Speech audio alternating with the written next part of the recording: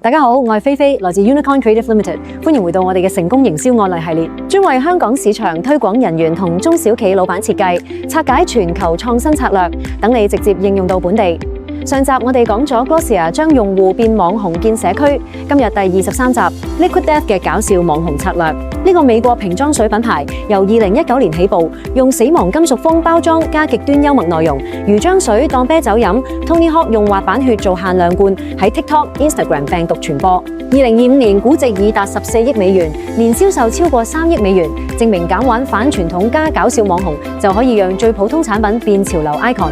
準備好未？等我哋拆解呢個殺死塑料嘅瘋狂品牌 Liquid Death， 由前 Netflix 創意總監 Mike Cesario 於2019年創辦，總部位於美國洛杉磯。產品其實只係高山泉水，但包裝成高大黑色鋁罐，印骷髏與死亡金屬字體，口號 Murder Your Thirst， 殺死你的渴。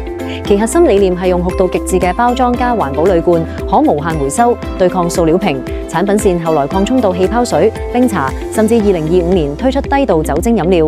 Liquid Death 從唔做正經健康廣告，而係走極端幽默路線。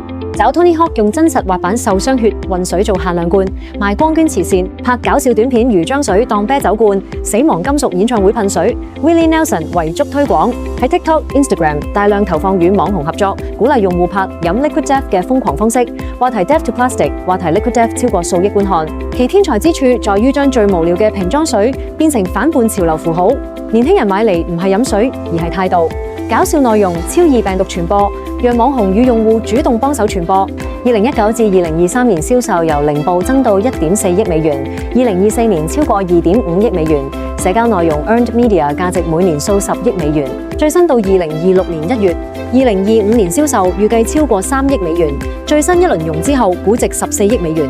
獨角獸公司2025年推出低度酒精氣泡飲料 Dead Billionaire， 進軍酒類市場，同時擴大零售 Whole Foods、Amazon、711，國際包括亞太區增長最快。TikTok 與搞笑網紅內容仍係核心引擎，預計2026年銷售繼續50%以上增長，目標上市。香港朋友，呢個策略超適合我哋幽默感強、環保意識高嘅市場。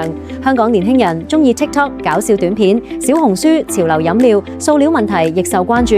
Liquid Death 嘅成功話我哋知，咁玩反傳統加搞笑內容就可以讓普通產品變潮流。例如1，中小企將產品包裝成反叛風，如奶茶變死亡奶茶，拍極端幽默短片，如將飲料當啤酒罐，找本地 KOL 拍瘋狂飲法。2，要強調環保，如可回收包裝，口號殺死你的渴，亦殺死塑料。3，要找香港搞笑 KOL 微網紅拍病毒內容，鼓勵用戶參與話題 Death to 挑戰。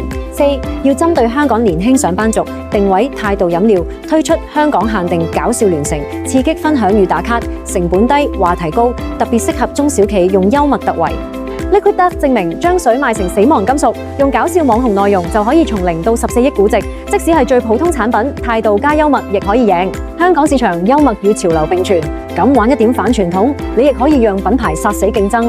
你有冇睇過 Liquid Death 嘅瘋狂廣告？想為自己產品加點搞笑元素？留言分享，記得 Like、Share、訂閱。下集我哋拆解 Emos 嘅 TikTok 病毒產品。我係菲菲 ，Unicorn Creative Limited， 我哋下集見。